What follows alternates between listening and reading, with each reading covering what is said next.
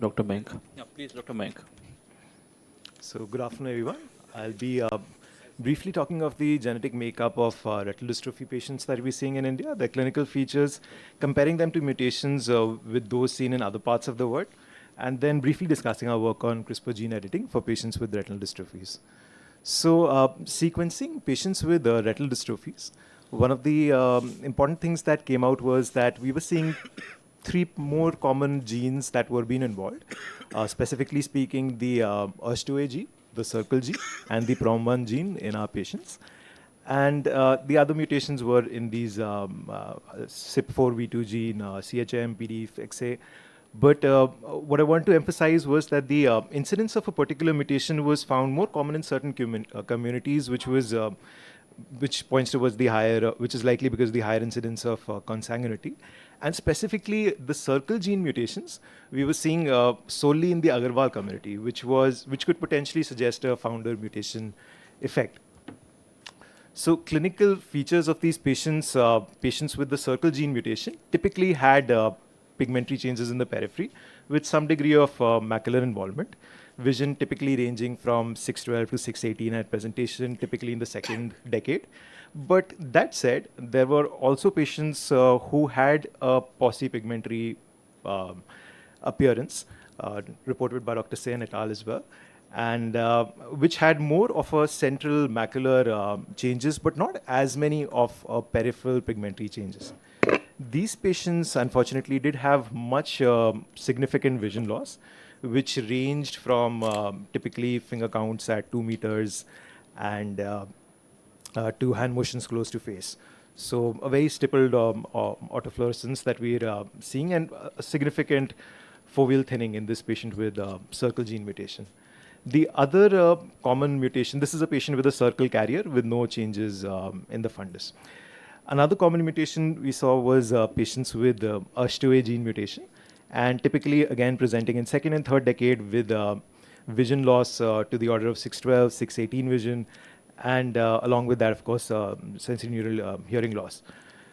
Another mutation which I want to emphasize was on PROM1 gene, wherein the patients, if they present by the first decade, there's a 6/9 vision, but significant macular involvement if a patient was to present by the fourth decade. So the clinical findings point towards how the gene mutation would progress in terms of vision loss. So some other gene mutations that I want to emphasize on, but now moving to the CRISPR aspect of it.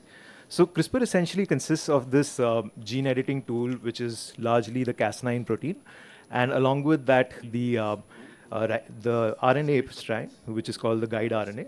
And this guide RNA, along with the Cas9 protein, attaches to a particular path of DNA, and that can be used to cause double-stranded breaks in the DNA. So once the double-stranded breaks are done, then the normal repair mechanism of the cell allows for the correct mutation to be introduced. So while this is a very effective gene editing tool, but that said, it has certain limitations. One is that there can be off-targets, that's cuts in undesired areas of the genome. Not all cells may undergo editing, that's the editing efficiency of it. And the guide RNA always recognizes whenever the DNA sequence is next to something called as a protospacer adjacent motif, which is typically a sequence such as GAG or a CAG sequence.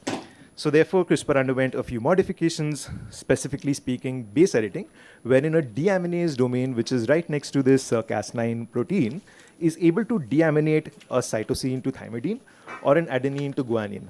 So therefore, point mutations can be more precisely targeted using this. Another modification is prime editing. And in this, a reverse transcriptase domain is added to the Cas9 protein. And further now, even RNA editing. So for retinal dystrophies, CRISPR is most relevant for large genes wherein you can't do a gene packaging, as well as dominant and gain of function mutation.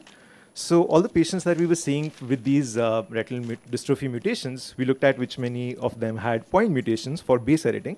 So 58% of them had that. And about 14% of all of the patients were targetable using the CRISPR base editing. So we chose the AIOS2A gene mutation with point mutations in both exon 19 and 63, and further analyze whether we can do a CRISPR gene editing. We generated patients' iPSCs, and then thereafter did the gene edits in the patient's iPSCs.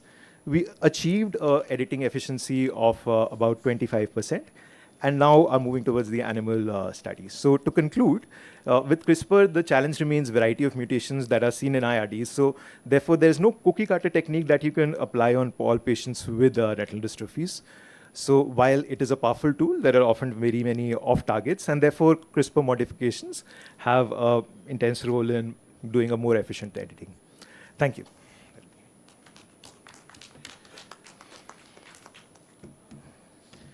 Thank you.